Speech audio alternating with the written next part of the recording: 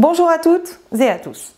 Cette semaine, le Parlement européen se prononcera sur le projet de réforme de la politique agricole commune, la PAC. La PAC est une politique centrale pour l'Union européenne. Elle devrait représenter un tiers du budget européen dans les 7 prochaines années. Avec le groupe des Verts, je défends une PAC qui protège les paysans, les animaux et l'environnement.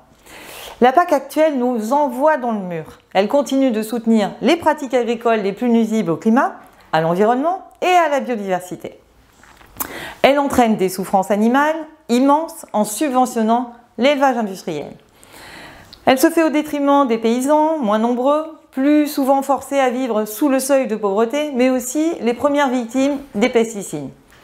Depuis leurs élections, mes collègues membres de la Commission à Agriculture, Benoît Biteau, Thierry Metz ou encore Claude Gruffat, se battent en première ligne pour changer de PAC. Au lieu de donner de l'argent en fonction du nombre d'hectares que possède un agriculteur, distribuons les subventions européennes en fonction de l'adoption de pratiques bonnes pour l'environnement, le bien-être animal ou en fonction du nombre d'emplois créés. La proposition de la Commission européenne n'allait déjà pas dans le bon sens.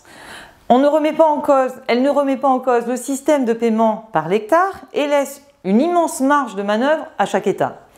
C'est pour cela que nous avons déposé un amendement de rejet de la réforme de la PAC.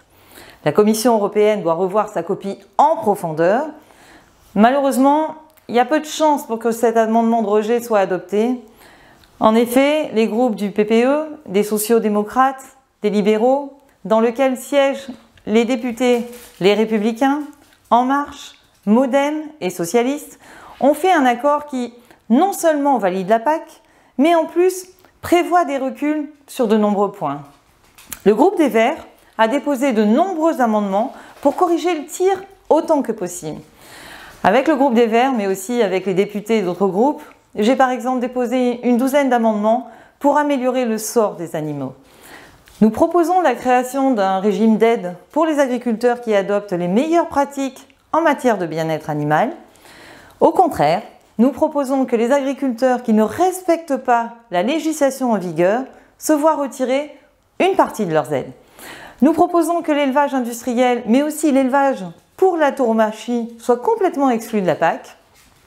Enfin, je m'oppose très clairement à la tentative de certains députés qui, sous l'influence du lobby de la viande, veulent faire interdire les appellations burger, saucisse ou steak aux produits végétariens, sous prétexte qu'il n'y a pas de viande, que ça ne contient pas de viande.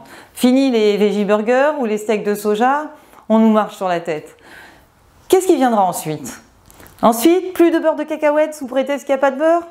Plus d'œufs en chocolat sous prétexte qu'il n'y a pas d'œufs? Plus de caviar d'aubergine sous prétexte qu'il n'y a pas de caviar? Alors que la priorité doit être à la réduction de notre consommation de produits animaux. Cet amendement est complètement à contresens.